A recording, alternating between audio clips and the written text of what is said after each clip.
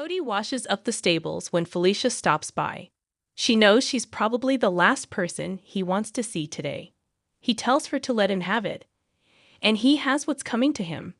Felicia says she knows he's conflicted about Mac, but not to give up on him, and not to even think about leaving town. Cody says Mac has made it clear there is no place in his life for him. Funeral prayers held for man and 3 daughters killed in Israeli bombardment of central Gaza. Felicia explains that Mac is just lashing out, and as wonderful of a father he was to her children, he never had a child of his own. So when he found out Cody might be his son, he was delighted at the idea. However, when he told Mac the DNA results weren't a match, it was a crushing disappointment to him. Felicia says Mac now doesn't feel wanted and thinks Cody only came forward now because he has an angle. Cody jokes like, "What, a kidney?" He swears he has no angle. Felicia asks if he can stand here and tell her he wants no part of the Scorpio Jones family. Cody says he can't. Cody admits he feels he doesn't deserve a family like Mac's. Felicia notes he and Mac are a lot alike, including the fact that kids love them both.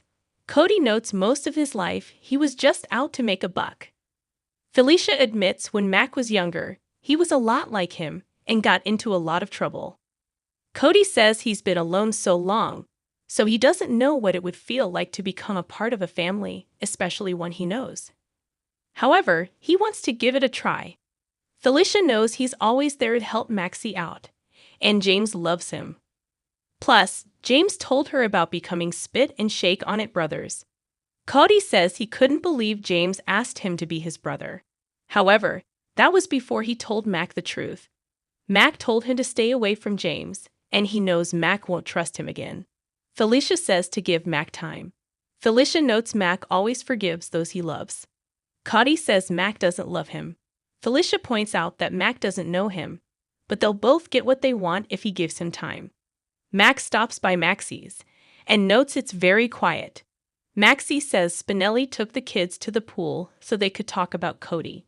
She notes he always forgave her when she messed up, so now he has to forgive Cody.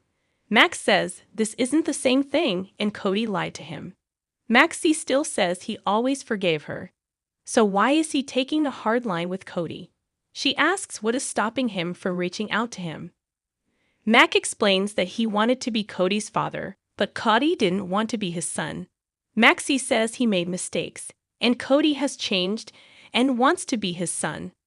Mac thinks there has to be an ulterior motive, as Cody has shown he wants nothing to do with him. Felicia arrives and announces that she believes she left her phone here. She asks Maxie to call it for her.